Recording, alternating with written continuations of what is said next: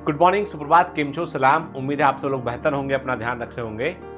कई बच्चे मुझसे पूछते हैं कि सर हमको कैसे पता चलेगा कि हमारे अंदर डॉक्टर बनने वाली क्वालिटी है या नहीं है। ठीक है, मतलब क्या वाकई में मेरे में वो क्वालिटी है कि मैं एक अच्छा डॉक्टर बन जाऊं, या कई लोग ऐसे होते हैं इनको लगता है कि हम एमबीबीएस करेंगे तो हम बहुत बड़े डॉक्टर बन जाएंगे। ऐसी क्या क्वालिटीज हैं जो एक व्यक्ति को बड़ा डॉक्टर बनाती है, सफल डॉक्टर बनाती है, बाकी लोग जो है वो नॉर्मल। मतलब देखिए, ऐसा नहीं है कि जितने डॉक्टर बनते हैं सब के सब डॉक्टर जो है वो एकदम आउटस्टैंडिंग काम कर रहे हैं। ऐसा एक जरूर बोलूंगा मैं कि ये सबसे सेफेस्ट प्रोफेशन में से एक है, सबसे बेहतर प्रोफेशन में से एक है। समाज जिसको बड़ा मान सम्मान देता है। ठीक है, एक दो इक्की दुक्की घटनाओं को लेकर मत बोलिएगा कि सर डॉक्टर के साथ में झगड़ा भी करते हैं लोग, पिटाई भी आती है हॉस्पिटल में बैठ के, वो छोड़ दीजिए उसको। मोटे तौर पे देखा जाए तो समाज में एक मान सम्मान है मेडिकल का। ठीक है, अब प्रश्न उठता है कि ऐसी कौन सी क्वालिटीज है जो हमें बेहतर डॉक्टर बनने के लिए चाहिए होती है। देखो, नंबर एक मैं आपको बता दूं कि जो नीट का एग्जाम है वो आपसे इतनी मेहनत करवाता है, इतने बड़े सिलेबस को पढ़ने को कहता है, आप मेहनत करते हैं तो आप फिर एग्जाम निकाल पाते हैं। ठीक है, तो जो कंसिस्टेंसी चाहिए इस एग्जाम के लिए, वो पहला तो सीढ़ी वही हो गया कि एग्जाम का लेवल ऐसा रखा गया, तैयारी इस प्रकार रखी गई कि आप लगातार कंसिस्टेंट होकर पढ़ते रहे तो ये एग्जाम निकलेगा ही। तो कंसिस्टेंसी होगी तो ही आप नीट का एग्जाम निकाल पाओगे, है ना। बेसिक कंपार्टमेंट ठीक होना चाहिए आपका, है ना, ऊपरी कंपार्टमेंट, तभी तो फिजिक्स बनेगा, केमिस्ट्री बनेगा, बायोलॉजी पढ़ेगा और एग्जाम निकाल के आप जो है वो बनेगा तो आप एग्जाम निकाल पाओगे आप। ठीक है, तो आपका ब्रेन चेक कर लिया, मेहनत करने की टेंडेंसी चेक कर ली आपकी। अब इसके बाद जब आप जो है वो एमबीबीएस में पहुंचते हो ना, तो अब आपको यहां पे आपकी दूसरी क्वालिटीज काम आती है। आप एकेडमिकली जो है वो अच्छा करके आए हैं तभी तो आप एमबीबीएस कर रहे हैं। आप मेहनत कर सकते हैं, कंसिस्टेंसी के साथ पढ़ सकते हैं, तभी आपने नीट का एग्जाम निकाला और आप मेडिकल कॉलेज तक पहुंचे। अब आगे क्या देश के अंदर हर साल जो हजारों डॉक्टर बन के प्रोड्यूस होते हैं, क्या सबके सब बड़े बड़े डॉक्टर बन चुके होते हैं? ऐसा क्यों है कि किसी बड़े शहर में जाओ, किसी बड़े छोटे शहर कहीं भी जाओ, 4-5 डॉक्टरों का नाम सबको ही लोग जानते होते हैं, सबको ही लोग भीड़ लगा के वहां बैठे होते हैं, बाकी डॉक्टर जो है वो उनका एवरेज काम चल रहा होता है। अब वहां पे क्या चीज आती है काम? वहां पर अब आती है बहुत सारी चीजें काम आती है। देखो, मैं आपको क्लियर कर दूं, आप एकेडमिकली कितने भी स्ट्रांग हो जाओ, यदि आप ह्यूमन रिलेशनशिप का वैल्यू नहीं समझते हैं तो आप पीछे रहेंगे। आपको ये समझ में आना चाहिए कि आप ह्यूमन मतलब वैल्यूज हुआ, एम्पैथी, ठीक है, आपको इमोशनल क्वोशिएंट, आपका वो सब चीजें इंपॉर्टेंट है। आप कितना सामने वाले से अपने आप को कनेक्ट कर पाते हो, कितना सुन पाते हो, आप कैसे आप रेसिप्रोकेट करते हो। कोई कुछ कहता है तो उसके लिए आप उसके बदले में आप क्या कहते हो, किस प्रकार से अपनी बात कन्वे कर पाते हो, ये आपको आना चाहिए। कई बड़े रूखे टाइप के डॉक्टर होते हैं, आप उसकी सुनेंगे भी नहीं, पर्चा लिख के पकड़ा देंगे, वो सरकारी सिस्टम में चल पाते हैं। गवर्नमेंट सिस्टम में जहां भीड़ लगी हुई है, फिक्स नौकरी है, फिक्स सैलरी है, अब वहां पे पेशेंट कहीं सोए, वहां पे डॉक्टर साहब अपना सुनेंगे भी नहीं, पर्ची लिख के पकड़ा देंगे, वहां ऐसा चल पाता है। पर प्राइवेट प्रैक्टिस में ऐसा नहीं चल पाता है। वहां पर डॉक्टर्स को सुनना भी पड़ता है, पेशेंट की बात को ध्यान भी रखना पड़ता है, कंसर्न रहना पड़ता है। ठीक है, मैं ये नहीं बोलता हूं कि मैं कोई कंपेयर कर रहा हूं इस चीज को, मैं ये बोलूंगा कि आपके अंदर क्वालिटी होनी चाहिए, एक बेहतर ह्यूमन बीइंग बनने की क्वालिटी आपके अंदर होनी चाहिए। तो आप पहली सीढ़ी तो वही है। ठीक है, दूसरा इसके अलावा है कि आपको कम्युनिकेशन स्किल, आप अपनी बात को सामने वाले को बतला पा रहे हो, उसकी बात समझ पा रहे हो, सुनने की क्षमता बेहतर होना चाहिए, अपनी बात कहने की क्षमता बेहतर होना चाहिए, वो भी इंपॉर्टेंट चीज है।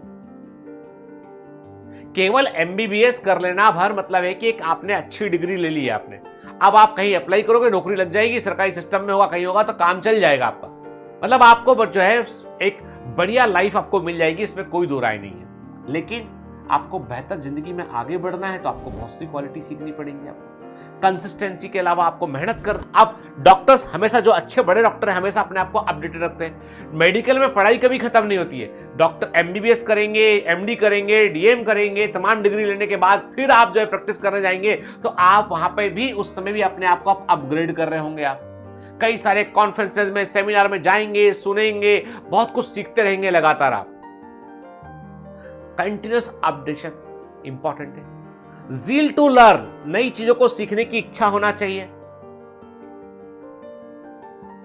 है ना। तो मतलब ये जो स्किल है कि आपको लगातार, आप सोचो कि कहीं पढ़ाई रुक जाएगी मेडिकल में, कहीं पढ़ाई नहीं रुकेगी, जहां रुके आप वहां पीछे हटे आप, रुक नहीं सकते आप। आपको लगातार जो है नई दवाओं के बारे में जानना होगा, नए इन्वेस्टिगेशन टेक्निक के बारे में जानना होगा, नई इंटरप्रिटेशन के बारे में, नई गाइडलाइंस के बारे में कि डायबिटीज की ट्रीटमेंट की अपनी गाइडलाइन होती है, हाइपरटेंशन की ट्रीटमेंट की अपनी गाइडलाइन होती है, तो वो गाइडलाइन पता होना चाहिए आपको कि नया गाइडलाइन क्या है ट्यूबरकुलोसिस की ट्रीटमेंट का। पढ़ते रहना पड़ता है लगातार। तो जब आप मेडिकल कॉलेज पहुंचते हो ना, तो पूरी आपकी पर्सनालिटी को ट्रांसफॉर्म करने की कोशिश की जाती है। केवल आप सोचते हैं कि केवल एक डिग्री लेकर हम बड़े डॉक्टर बन जाएंगे, तो ये नहीं है, ठीक है, सही बात नहीं है ये। रिकॉर्ड्स बतलाते हैं कि जो कॉलेज के टॉपर थे वो रियल लाइफ में, रियल ग्राउंड रियलिटी में देखा जाए, शायद वो कॉलेज के मीडियम टाइप का जो स्टूडेंट कॉलेज में एमबीबीएस करके बाहर निकला, उसके बराबर बड़े डॉक्टर नहीं बन पाया। वो बड़ा डॉक्टर बन गया जो क्लास में अपना सब पास होते चले गए, पढ़ते चले गए, पर कभी क्लास में टॉप नहीं किया। इट मे बी पॉसिबल कि वो देश के सबसे बड़े डॉक्टर में शुमार हो। कोई नियम नहीं है, कोई फिक्स नियम नहीं है। यह है कि आपका फिर आपके प्रोफेशन के प्रति आपका कितना पैशन है, वो भी इंपॉर्टेंट चीज है। आप अपने आप को कंपेयर नहीं कर सकते सॉफ्टवेयर इंजीनियर से।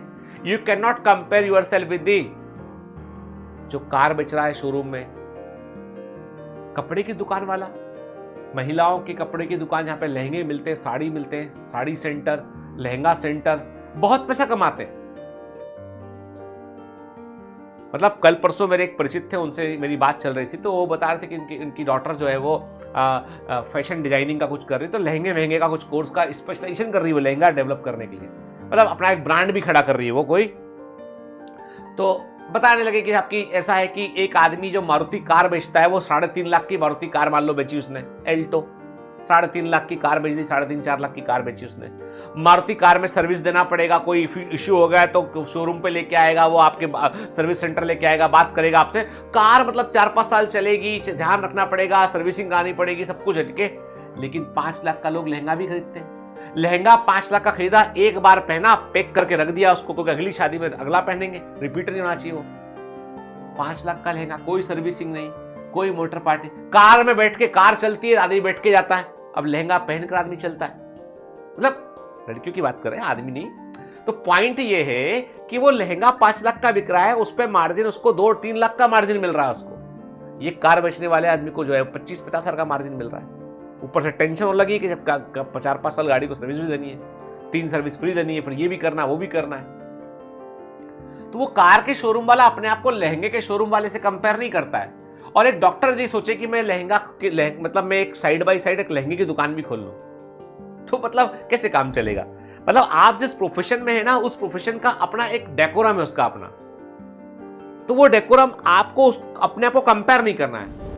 फास्ट मनी नहीं है यहाँ पे, कंसिस्टेंट मनी है यहाँ पे।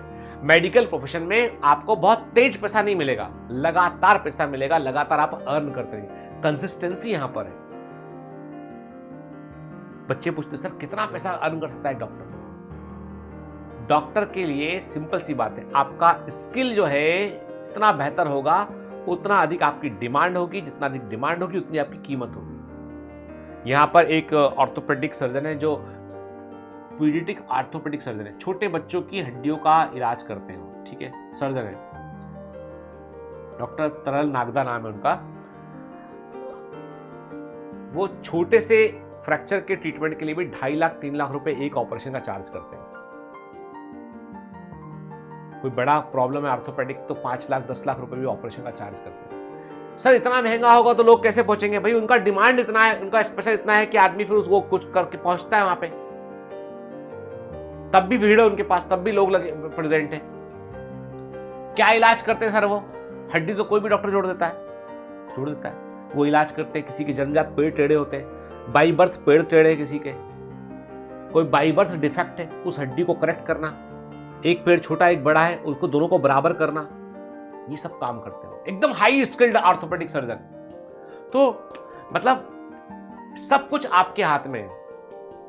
मैं कहता हूं, मैं ये बिल्कुल नहीं बोलता हूं कि बड़ा डॉक्टर वही होता है जो इतना बड़ा काम को इतनी फीस देता है। बड़ा डॉक्टर वो भी होता है जो गाड़ी के चौराहे पर क्लिनिक खोल के बैठा है, 500 मरीजों के बुखार का इलाज कर रहा है, 500 मरीजों को के लूज मोशन, दस्त, छोटी बड़ी तकलीफ में काम आ रहा है, वो फैमिली फिजिशियन वो भी उतना ही इंपॉर्टेंट है। पिरामिड में ना, मेडिकल प्रोफेशन के पिरामिड में हर एक व्यक्ति इंपॉर्टेंट है। नर्स बहुत इंपॉर्टेंट है, इवन वार्ड बॉय जो काम कर रहे हैं वो भी इंपॉर्टेंट है, टेक्नीशियन जो काम कर रहे हैं वो भी इंपॉर्टेंट है। कोई भी वैल्यूलेस यहां पर नहीं है। मैं बात कर रहा हूं आप अपनी क्षमताओं से अपनी वैल्यू कहां तक लेके जा सकते हैं, वो आपके ऊपर निर्भर करता है। इसलिए ये मत सोचिए कि भाई किसी प्रकार एमबीबीएस में पहुंच गए, चाहे फॉरेन से ना प्राइवेट से, तो हमारा करियर सेट हो जाएगा। बिल्कुल नहीं, गलत फहमी में दोस्त। सच्चाई ये है कि तुम्हारे अंदर वो जील डॉक्टर बनने की हमेशा रहना चाहिए। हमेशा तुमको लर्निंग फेज में रहना पड़ेगा, तुम्हें अपनी ओवरऑल पर्सनालिटी पे तुम्हें काम करना पड़ेगा, ओवरऑल ग्रोथ पे काम करना पड़ेगा। मैं साहब किसी से बात नहीं करता हूं, मैं तो इंट्रोवर्ट हूं, मुझे बोलना ही नहीं, किसी से बात ही नहीं करना, मुझे मेरा मूड हमेशा ऑफ रहता है। You can not be good doctor. You have to learn to communicate with other people. सुनना पड़ेगा, समझना। साहब मेरा बहुत ईगो है, you can not be a good doctor. मुझे तो फटी जींस पहन के घूमना साहब, मैं तो मतलब फैशनेबल बंदा हूं, you can not be a good doctor. Again balance, overall personality बनना है तुमको। डॉक्टर कोई प्रोफेशन नहीं है, इट्स अ पर्सनालिटी। तो वो पर्सनालिटी में ढालना पड़ेगा अपने आप को, ठीक है ना।